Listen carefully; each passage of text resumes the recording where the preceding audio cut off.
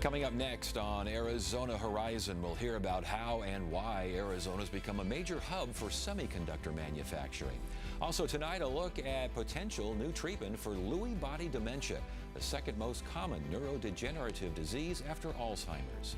And a new documentary looks at the realities of growing up poor in America. Those stories and more next on Arizona Horizon. Arizona Horizon is made possible by contributions from the Friends of Arizona PBS, members of your public television station. Good evening and welcome to Arizona Horizon. I'm Ted Simons. Quick check of headlines. Congresswoman-elect Adelita Grijalva and fellow Arizona Democrats again today called on the Republican Speaker of the House to swear Grijalva into office after her election to Arizona's 7th Congressional District. Let's be clear. Speaker Johnson knows that I will be the 218th signature on the discharge petition for the Epstein files. He is doing everything in his power to shield this administration from accountability. That is not leadership, that is obstruction. Every day that I am not sworn in is another day that my constituents are blocked from critical constituent services and excluded from debates happening right now that affect their lives. U.S. Senator Mark Kelly joined today's press conference on Capitol Hill. This is unprecedented, and it's wrong, and the Speaker is doing this purely for political reasons. He doesn't like losing the one-seat majority, and it goes beyond that. I think it's very specific. Indeed, Kelly's fellow U.S. Senator Ruben Gallego did go beyond that in his thoughts as to why the Speaker is holding things up. Speaker Johnson is protecting pedophiles. That's what this is all about.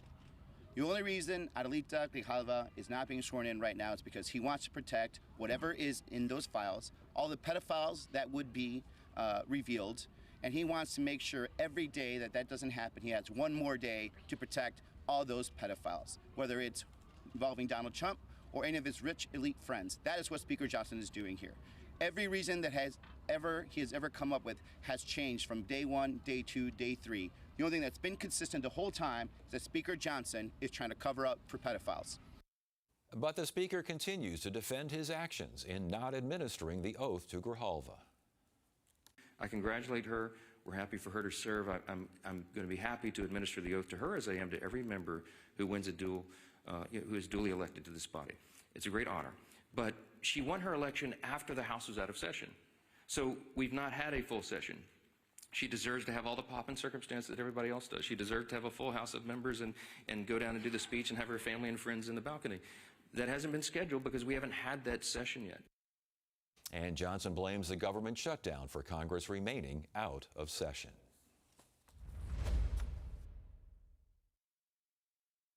SEMICON West is one of the microelectronic industry's biggest conferences, and for the past 50 years, the event's been held in the Bay Area, but not this year. This year, SEMICON West was held right here in Phoenix, an indication of the Valley's position in the world of microelectronics. Joining us now is Danny Seiden. He's President and CEO of the Arizona Chamber of Commerce and Industry. Good to see you again. Thanks for having me on, Ted. This SEMICON thing, you must have been all over the place with this. We were. It was a great week. It really was a watershed moment for Arizona last week. As you pointed out, for the last 50 years, it's been in San Francisco, which had, used to be the Silicon Valley. It was the center of the universe for this the innovation. Not anymore. Arizona, it's clear that Arizona is now on the map as a global hub for semiconductors. And SEMICON West was just the capstone of that. I mean, all week long, we had record attendance. We had tens of thousands of people from all over the world come here and see what Arizona has to offer. Why are we leading the way? Why are we producing the most advanced,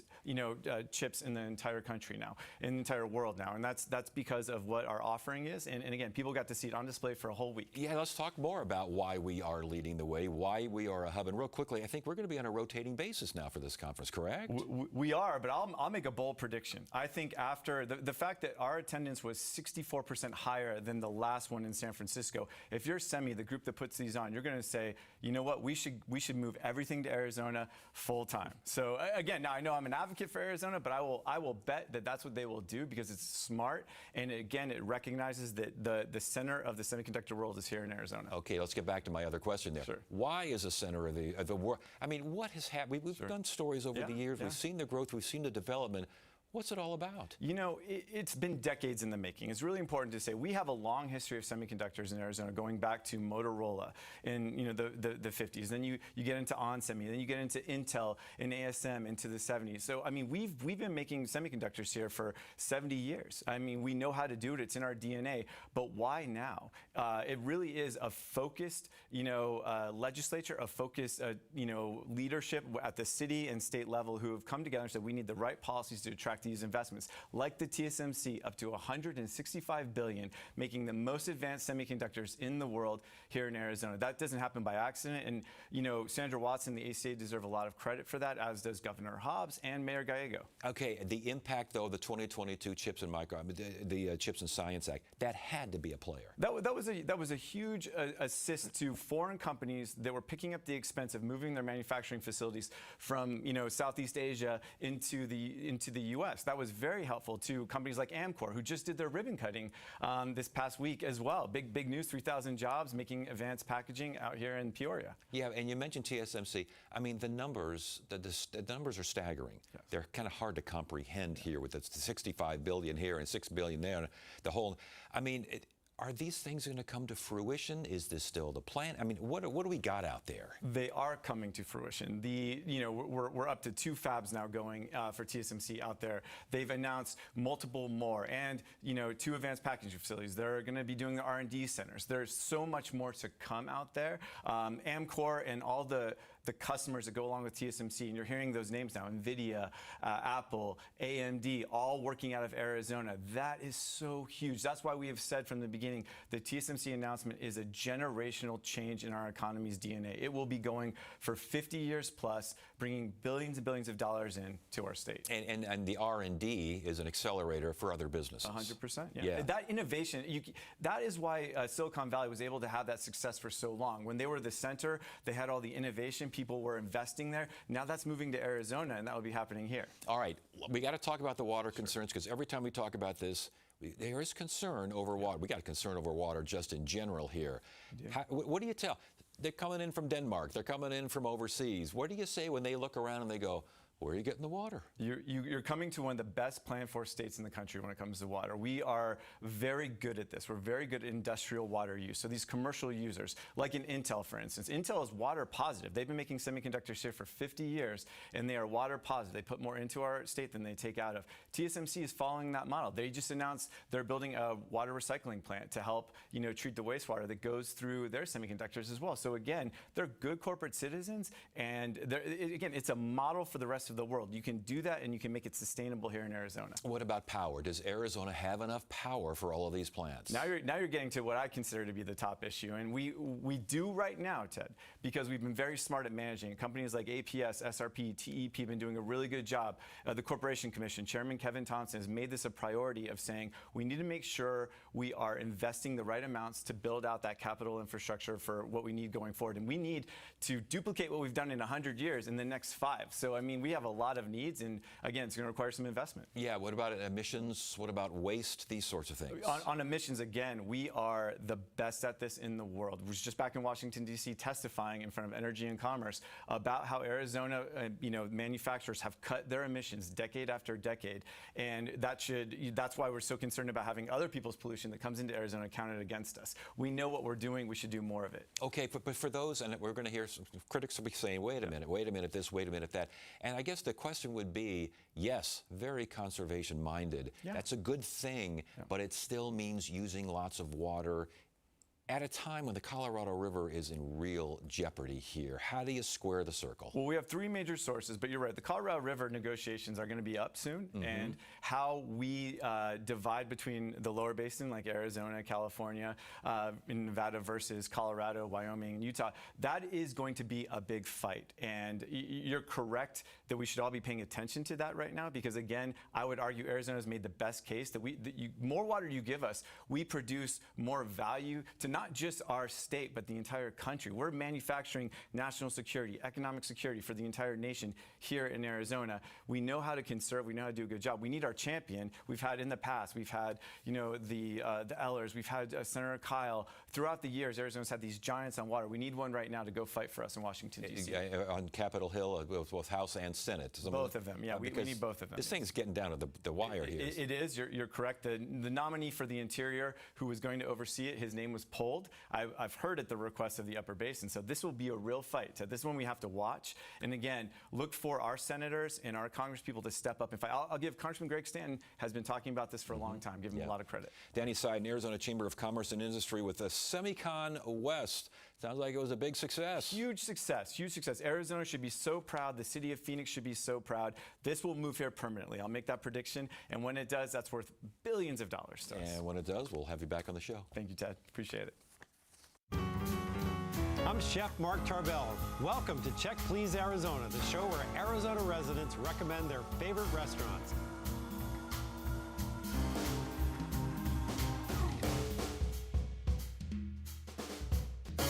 Thursday night at 7 on Arizona PBS. Hey, I'm JR, and on this season of Trail Mix, I'm going to take you around, under, and through Arizona. Join me in my quest to see the best trails that Arizona has to offer, from the iconic spots to the hidden gems. Thursday night at 7:30 on Arizona PBS. Gentlemen, come with me. If you know anything, tell me. Ready? Well, then we best get started. This is way over my head. You're playing a dangerous game, boss. Where does this end? I don't know.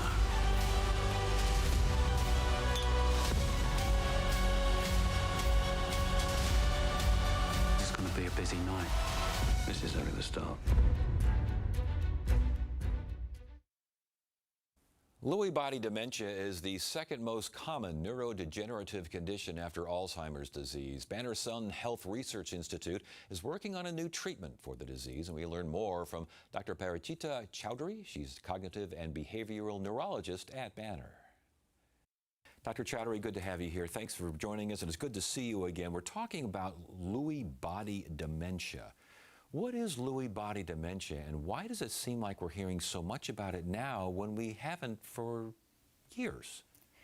Yeah, so Lewy body dementia is the second most common progressive cause for dementia after Alzheimer's disease. So it is actually very common, except underdiagnosed frequently. And that's why we don't hear a lot about it. It has two major components: Parkinson's disease dementia and another entity called dementia with Lewy bodies. We're not very creative. Yeah. And the Lewy bodies are what? So these Lewy bodies are little inclusions and clumps of a protein called alpha-synuclein that are formed in the cells and can only be seen under the microscope in the brain. And this happens because of genetics, environmental? Do we know how it comes on? Well, a combination. There are certain genes that can predispose one to get dementia with Lewy bodies or Parkinson's disease, but most of it is sporadic and therefore driven by environmental. I want to get back to the idea that I've only heard about Lewy body disease, dementia here in recent years. Robin Williams was obviously the name that really comes to mind here. Was it known by another name in the past? Was it just Parkinson's or Alzheimer's? So no, it didn't have a different name, but you were right in that it is not well known unless you talk about Robin Williams. So for example, part of the reason is because it's difficult to diagnose. It has features that are like Parkinson's disease and like Alzheimer's disease. So I tell my patients it's like they're second cousins of both Alzheimer's and Parkinson's disease. And so sometimes they get misdiagnosed as one or the other. And unless people have symptoms of Parkinsonism, this particular disease entity is extremely difficult to diagnose. Secondly, we do not really have tests that directly show the presence of Lewy bodies in the brain. Interesting. Until very recently. But you do have them now. We have tests that actually can detect alpha-synuclein, so the proteins that cause Lewy bodies to form, or at least are part of Lewy body formation. We can detect them now in the skin and in CSF, so cerebral spinal fluid around your brain and spinal cord. Okay, early signs of Lewy body dementia. So you can either start out with cognitive problems, memory and thinking, or you can start out with movement problems. If you start out primarily with movement problems and several years later develop dementia, then you have Parkinson's disease dementia, so that one entity of Lewy body dementia. If you start out with movement and memory problems kind of around the same time, or the memory problems first, then you can have dementia with Lewy bodies. Are there ages that are most at risk here? Yeah, so most commonly people in their 60s and 70s, more in their 70s, tend to have dementia with Lewy bodies.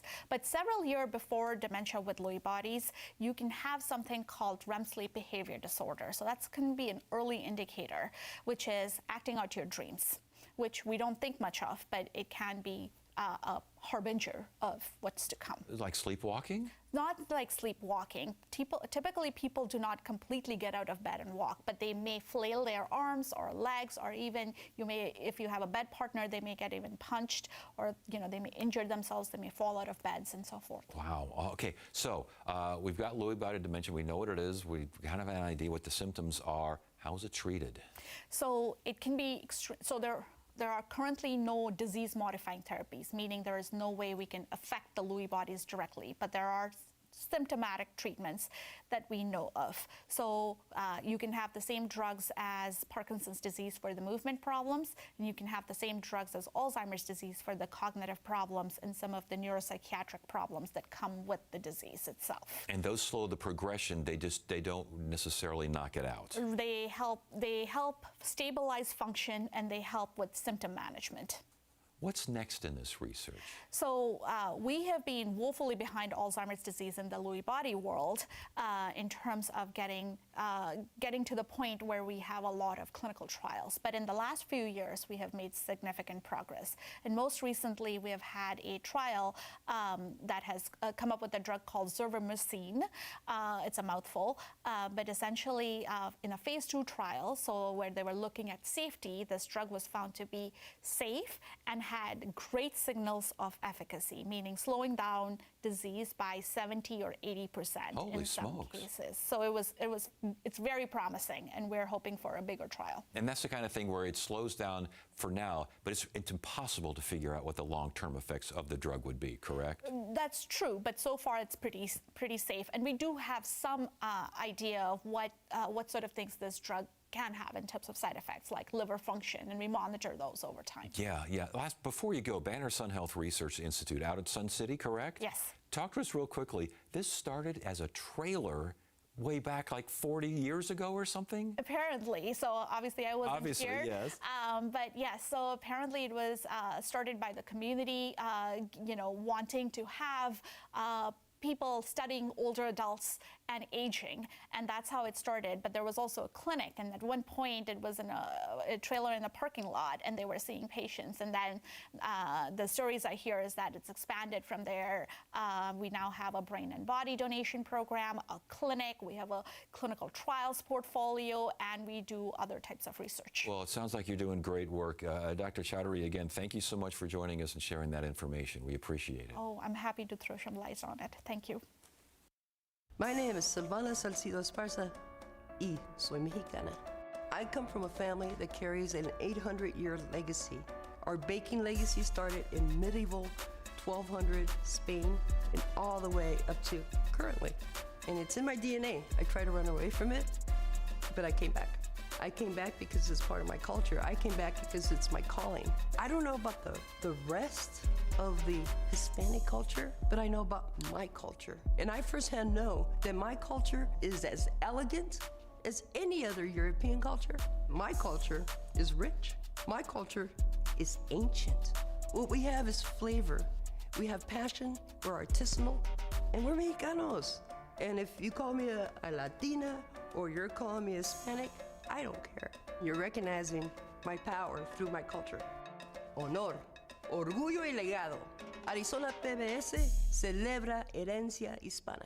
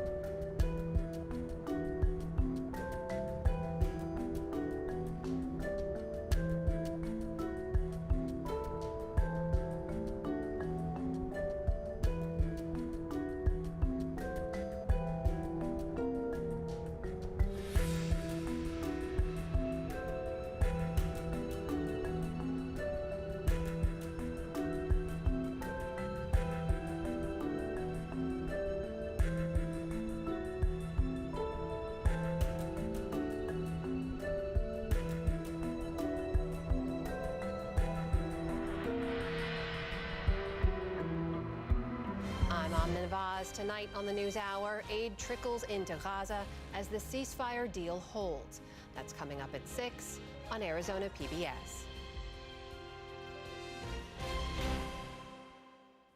The PBS series Frontline recently ran a new documentary as its season premiere, a documentary that follows 3 kids as they grow to adulthood amid the realities of growing up poor in America. The film is titled Born Poor, and the film's producer is Lauren Mucciolo, who is also with the Howard Center for Investigative Journalism at ASU's Cronkite School of Journalism. Good to see you again. Thanks for joining us. Thank you. Born Poor. This was filmed across 14 years? Yeah, that's right. So this film, this was actually the first project I've ever worked on for Frontline, going back to 2011. So we started filming with these young people, and we found them, found their stories, starting in 2011 into 2012, started filming with them then. And actually, Frontline has released several films, Poor Kids and an update called Poor Kids in 2012 and 2017. So we have shared their stories, but this is the first time you see it all together into their adulthood. And these are 3 kids, 3 characters from childhood to adult, Kaylee, Johnny, Brittany, all from the Quad Cities area in the Midwest, huh? Yes. Yeah, when we met them, they all lived in the Quad Cities. Now they all live in different parts of the country. Interesting. Okay. Was following these kids originally planned? Well, we definitely, in the sort of first incarnation of this project, we filmed them over about almost a year-long period of time. So we did invest some time actually getting to know their world, seeing their lives. But back then we hadn't planned, we'll do this again in 5 years and see where they are, and then we'll come back another 10 years later. But we stayed in touch with them, and it was just fascinating to hear what was going on with them.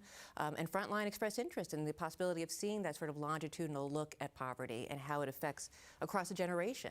So how did the kids change, and what did they experience going from childhood to teen years? We'll start with that. Yeah, so starting with that, I mean, it's interesting because now the time period we're looking at is 2012 to 2017, right? So you've got the end of the Obama years, the beginning of the first round of the Trump years. You've got a lot of things happening in the economy. COVID hasn't happened yet, and so these kids, they remained incredibly insightful and thoughtful about their experiences, but going from childhood into teenhood, going through poverty and the challenges around that, they definitely encountered things like bullying. They encountered, just challenges around growing up that made life as a teenager hard. Okay, and then life as a teenager going into adulthood, challenges there. Yeah, so between the time we left them in 2017 and then picked up with them again in 2024, each of them had completed they'd completed high school or gotten their GED. Some of them had started college, and some of them even had children, and started their own families and got married, and started to embark on their own careers. So it's obviously a different perspective here, and the idea is watching that perspective grow and change over the years. Yeah. What does that add to the conversation and to the knowledge of growing up poor in America? Yeah, I think so many things. I think one of the things that was really, really insightful and special about this film is hearing the children talk about, as adults, just taking on that retrospective look at their own lives, and being introspective in how they analyze that, looking at their lives and thinking, did I repeat some of the mistakes of my mom and dad? Is there things that I did that I learned from the way that I was brought up that now I'm doing with my children? So it was incredibly moving and powerful to see them go through and think through their emotions and talk about things like mental health. Yeah. Nobody talks about, or very rare do you hear people talk about, the mental health challenges of growing up poor and having to navigate all the challenges that come with that and what that does to you in a sense of trauma. It's almost like a PTSD. Yeah, it's a lasting impact of being poor as a child, a teenager, and now as... is there promise now? Are they optimistic? Are they optimistic as adults? That's one of the really incredible things about these young people is that they have, I think, really developed a really beautiful relationship to hope. They have hope. They know the importance of hope. They dream. They still dream. but they're also very aware of the challenges and very aware of the adversity that they're also experiencing. So you do see over the course of the film, they each have had ups and downs. They've had moments where things were turning around for them, they were experiencing great things, and they've also all experienced some kind of tragedy or had to overcome some kind of adversity that really made it an obstacle for them to advance to the next stage of their life. So with that in mind, and we've got about a minute or so left here, what encouraged you the most, and I think you just answered that question, but what concerns you the most, seeing these young folks become older folks? I'm thinking about their kids now. I'm thinking about seeing their kids and what next time we meet them, which will be probably filmed with them again 5 years from now. Good. And when we see them 5 years from now, their kids will be about the age that we met them at. And so seeing those kids and that generation and how they experience life and what their thoughts are, that's what I'm really, really excited to see. Well, that's going to be great. Lauren Mucciolo, again, the producer from Frontline. The film is Born Poor. A bunch of kids across 14 years becoming adults and through that particular prism. Good to have you here. Thanks for joining us. Thank you so much. And that is it for now. I'm Ted Simons. Thank you so much for joining us. You have a great evening.